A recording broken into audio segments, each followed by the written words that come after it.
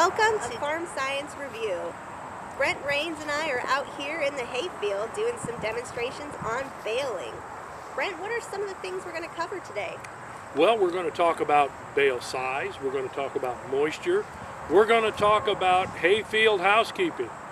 And we found a suspect right out here while we were baling today. Aluminum can. It's not going to bode well inside a cow or in a TMR. So if you see one in the field, take the time to get out and pick it up.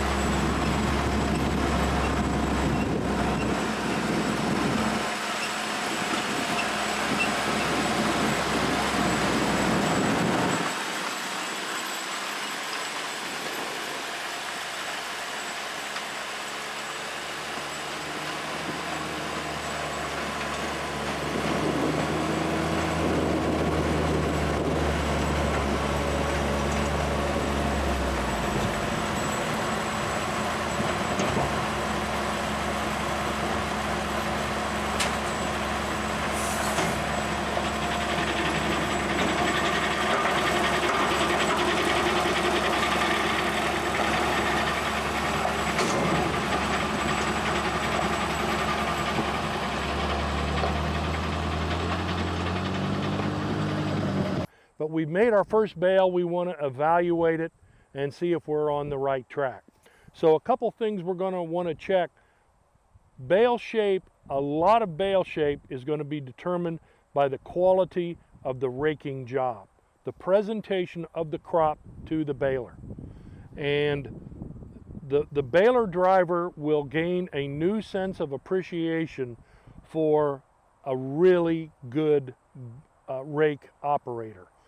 You want to do a nice even windrow. You want to do them as straight as possible. You want to make that presentation as wide as possible underneath, so it'll go underneath your tractor, but still eliminate the need for weaving back and forth. So the reason we can tell we did that, or we had a real good man on the steering wheel, was if we look at the side of the bale. If we look at this all the way around, it's even. And we have a good fill all the way across. Because if this was short, if maybe we had tried to combine two small windrows and we had that gap in between, you may have seen a dip right here in the middle of the bale that you'd have to contend with. Or you'll see a bale that looks like this, or a bale that looks like that. So that presentation of the crop to the bale is critical as far as bale quality. So another thing we can look for is our density. So we want to feel across the top of the bale and make sure that we've got good fill all the way across as we go. The other thing, our binding method. Either we're going to use twine, we're going to use net wrap, or we're going to use plastic. In this application, we use net wrap. We have our net wrap set where it's just drawn over the edge to make sure that our bale is aesthetically correct, but also is going to make sure that when we're doing a lot of handling, it still makes sure that your bale shape is maintained. The one thing that I will suggest, or I've noticed from some operators, if this net wrap gets too far over, and many guys feed this way in a ring, in a bale circle, when you cut the net wrap off, and you think you've got it all peeled off, you've left that little strip, that little racing stripe of net wrap that's underneath it. And if this is a bale of silage, it's probably going to weigh 17, 18, maybe a ton. And trying to get that out of there is going to be a real challenge. And Christine mentioned earlier, this is not real good chew food for a cow. You don't want this stuff getting down in the rumen, and it makes it very difficult to get it out from underneath.